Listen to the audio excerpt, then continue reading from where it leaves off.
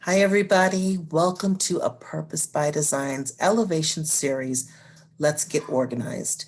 I'm Denise Scott, and today I'm going to share with you ways to build personal management tools to manage your life activities. So today we're going to build a personal Kanban or Kanban board. Let's get started. So one of the best ways to describe what a Kanban board is a visual tool that enables you to see all the activities that you need to do to help prioritize them and to ensure that you're getting them done in a timely basis and you're not forgetting things. We've got so much going on in our lives that it's difficult to manage school, work, family activities, and other personal activities that are going on in your life. The beautiful thing about a Kanban board is it's very visual, and that's what Toyota used it for in the 40s when they first introduced it. The idea was to map out work for everyone and to make sure the teams stayed on the same page. So this is a great tool for companies, families, churches, schools, students, anyone who wants to organize the activities going on in their lives. So let's take a look at a couple boards and show you how you can build your personal Kanban board. Our first board is a relatively easy board, and it's a great tool for family chores. So we have three basic categories: the to-do column, in progress, and done. So the great thing about these boards is they're very vibrant and colorful. So if you have some chores that you have in your family and you have siblings, you might want to choose one of your favorite colors, and that becomes the sticky note that you use to write down your chores. Now, as you do your chores, you put them in the progress field. When you complete your chores, you put that in done. That way, anybody who's looking at to see what's going on in the household, what chores are done, what chores are not done, has visible access to the work that is being done by the people in your household. So great way to help recognize and celebrate work that's getting done by keeping track of things that are in progress and things that haven't started yet. Let's take a look at a Kanban board that might look like something that you might want to use with the busy schedules that you have.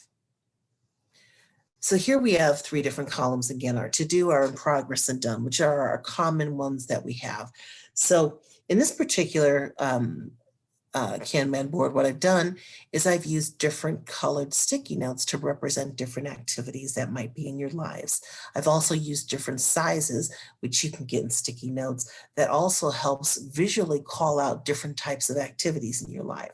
So I like to put as much information as I can on my sticky notes when I put them on the Kanban board. So even though I might know I need to pick up my mom, I might forget what day she needs to be picked up and at what time.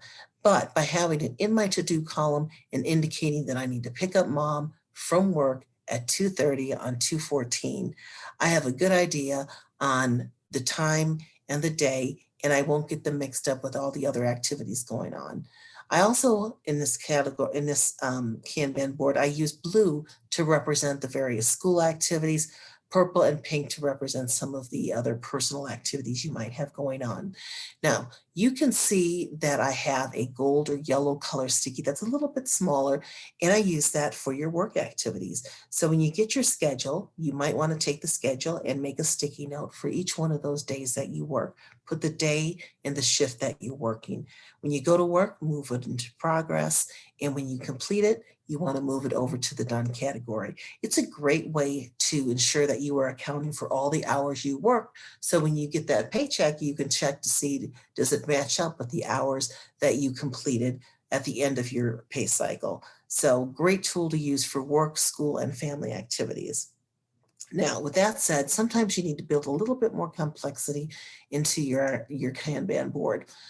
So maybe you're struggling with priorities. Yes, you're able to put the things that are to do in the right columns, things that you're working on, you know to move those into in progress, and then when you finish in done. But sometimes it's hard to prioritize. I've got so much: what is high priority, what's medium, and what's low. By using this extra, what we call a swim lane, it allows us to not only keep track of the different to do in progress and done's, it also helps us to move these sticky notes into things that are most critical that we need to focus on. So that way, if your time gets cut short, you can take a look at all the work that you need and see what are the things that I can move to the lower category because they aren't quite as important, but I definitely need to make sure that I make time for these other things in this high category.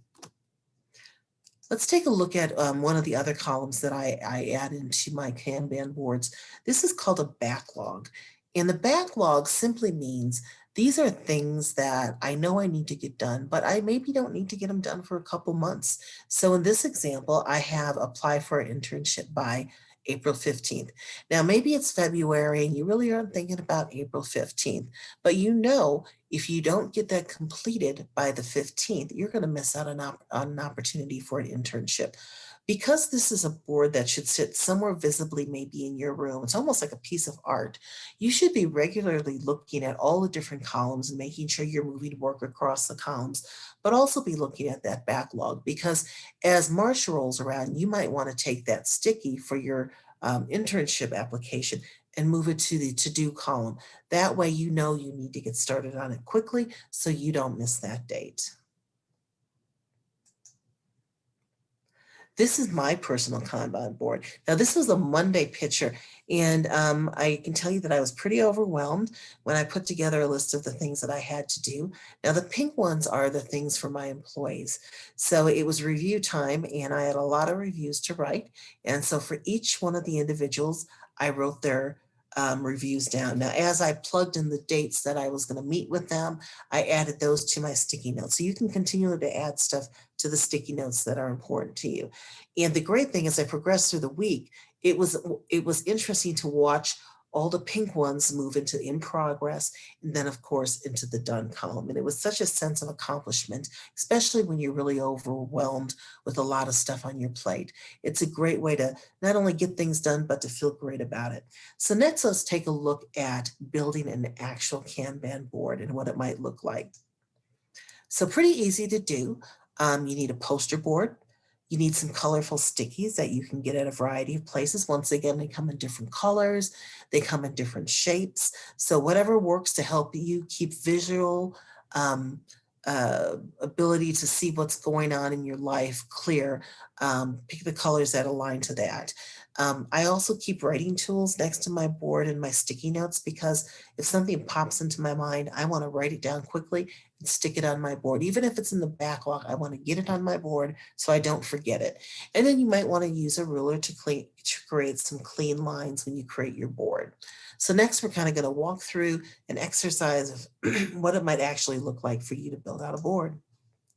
So of course we have our lines that we use for our different columns that we can start with on our board. So using that ruler, making those straight lines. Next, you might want to add some decorative color onto your board. Now, whether you want a simple looking board or you want something that's fun, or you actually want something that looks like a piece of art in your room, that is up to you, but you can add a cool border around it. You can use different text for writing out your notes and for writing out the columns. It's just very flexible in whatever way that you want to use it to make it suited for yourself. After we get our lines in, then we want to start putting in our various categories, including in this board, our backlog, our to-do, our in progress, and done.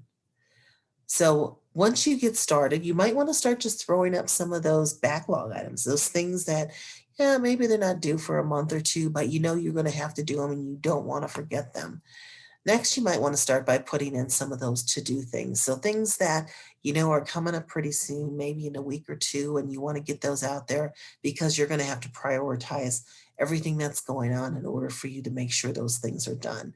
And once again, as you're working on them, you're going to move those over to the in progress field. And you don't really want something sitting in progress forever.